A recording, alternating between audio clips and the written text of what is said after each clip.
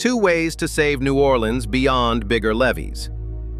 After Hurricane Katrina, New Orleans built a wall, a $15 to $16 billion fortification of levees, floodwalls, and pumps, one of the largest public works projects in American history. When Hurricane Ida struck in 2021, eerily similar to Katrina, the system held. The city was battered, but the walls did their job. But here's the unsettling truth. That multi-billion-dollar wall might just be a sinking fortress. The real threat now isn't just the ocean coming in, it's the ground going down. Recent studies warn that at current rates, parts of New Orleans could be surrounded by the Gulf before the end of this century. Building ever higher walls on sinking soil isn't a long-term plan. So what is? Beyond bigger levees, 2 radical ideas are gaining ground. One natural, one mechanical. Together, they represent a fundamental shift in how we protect one of America's most vulnerable cities. The sinking fortress. New Orleans sits in the Mississippi River Delta, land built over millennia by river sediment. But for the last century, levees built for navigation have shot that sediment straight past the coast into the Gulf. Starved of replenishment, the delta soil compacts and sinks, a process called subsidence.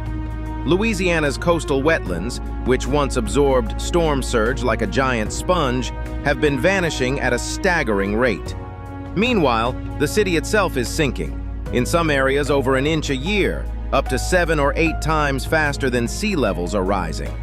As the city sinks, its levees sink with it. The Army Corps of Engineers has warned the system's protection level is already degrading, requiring constant, costly upgrades just to stand still. This is a static defense against a dynamic enemy, a bowl that keeps sinking while the water outside keeps rising. You can't just build the walls higher forever. Eventually, the cost becomes astronomical, and the risk of failure becomes catastrophic. So what if the answer isn't a bigger wall? The natural solution. The first radical idea: reverse the damage. If land-building sediment is being shot into the Gulf, put it back where it belongs. This is sediment diversion. By cutting strategic openings in the levees, sediment-rich river water flows back into starving coastal basins, naturally rebuilding thousands of acres of marshland. That marsh then acts as a shock absorber, knocking down storm surge before it reaches the city. Research suggests healthy wetlands can reduce surge height by roughly a foot for every few miles of marsh. For years, the flagship of this strategy was the Mid-Barataria sediment diversion, a multi-billion-dollar project to rebuild a massive stretch of collapsing coast. But in 2025, facing soaring costs and industry legal challenges, the state officially canceled it. Critics call it an abandonment of science-driven coastal defense.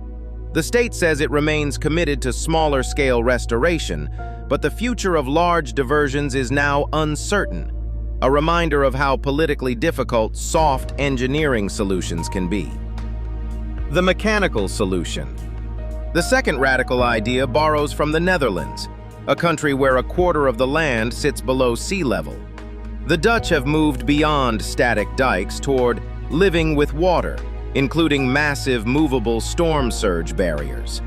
The best example is Rotterdam's Maeslantkering, 2 enormous curved gates docked on either side of the shipping channel.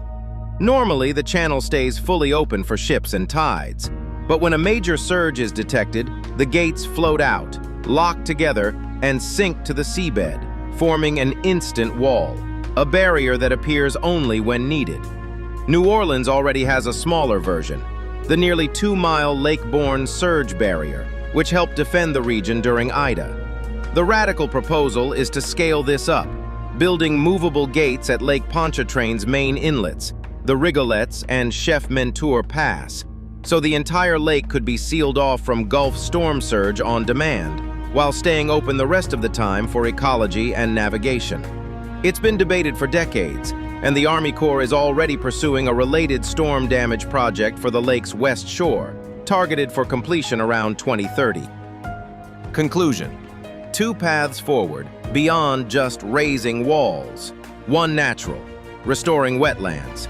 Sustainable but slow and politically difficult. One mechanical, a dynamic engineered shield, powerful but costly and complex. The reality is New Orleans likely needs both. Restored marsh absorbing the energy of smaller storms, movable gates standing ready for the catastrophic ones. Soft and hard, working together. What's at stake isn't just a city. It's a cornerstone of American culture, its music, food, and history. Some scientific reports now warn the city may be nearing a point of no return. But New Orleans has never been a city that gives up easily. Saving it will take a level of ingenuity, investment, and political courage as monumental as the threat itself. Is it possible for a city to engineer its way out of a problem that nature itself is creating? What do you think the future holds for New Orleans? Let us know in the comments.